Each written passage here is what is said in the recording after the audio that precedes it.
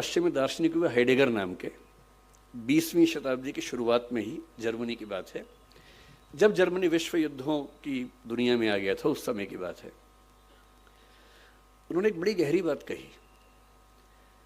उन्होंने कहा कि हम लोग जिंदगी जीते रहते हैं, किसी से लड़ते हैं, किसी से प्यार करते हैं, फिर झगड़ा करते हैं, लड़ते हैं, सफल होते हैं, किसी को हराते हैं, किसी से हारते हैं, हारते हैं तो नफरत पाल लेते हैं, हराते हैं तो ये भाव मन में आता है कि मैंने हरा दिया, मैं विजेता हूँ। इसी सब तिकड़म भरे अनुभवों को हम मिला के एक शब्द बोलते हैं जिंदगी, लाइफ। लेकिन कभी कभी ऐसा होता है जिंदगी में कि अचानक कोई इंसिडेंट होता है।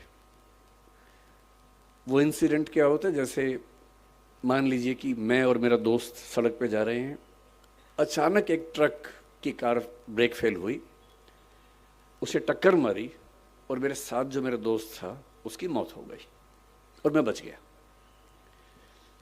अब जो मुझे एहसास होगा, उस एहसास का मतलब है नथिंगनेस, शून्यता। उस मोमेंट पे, उस क्षण में ये लगता है कि क्या है जिंदगी में ऐसा,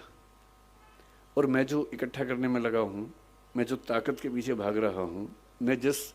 8 साल बाद की प्रमोशन के लिए अभी से रात दिन जुटा हुआ हूं, ये सब तो 1 सेकंड का खत्म होने का वाला खेल है।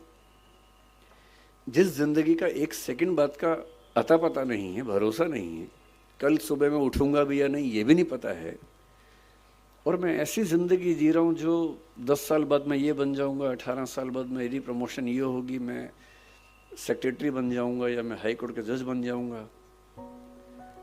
इस अनुभव में जो लोग थोड़े ज्यादा सेंसिटिव हैं, संवेदनशील हैं, वो इस अनुभव को झेल नहीं पाते, और उनके लिए इसी बिंदु पर टर्निंग पॉइंट आता है और वो जीवन का रास्ता मोड़ लेते हैं कि जब जीवन में कुछ भरोसा नहीं तो मैं इन निरर्थक चीजों के पीछे क्यों भागता रहूं, क्यों ना मैं किसी ऐसी सार्थक चीज की तलाश करूं जो अंततः मुझे सुकून देती हो। और हम जीवन क्यों जीते हैं? मैं दर्शन विषय का विद्यार्थी हूं, पढ़ाता भी हूं। भारत के, दुनिया के सब दार्शनिकों को पढ़ने पढ़ाने की प्रक्रिया में मैंने पाया कि अंततः सभी के मन में एक ही बात है, अलग अलग शब्दों से कहते हैं, और वो ये है कि जीवन का अंत इसी बात पे है कि मुझे सुकून मिले, मुझे आनंद मिले, मुझे सुख मिले।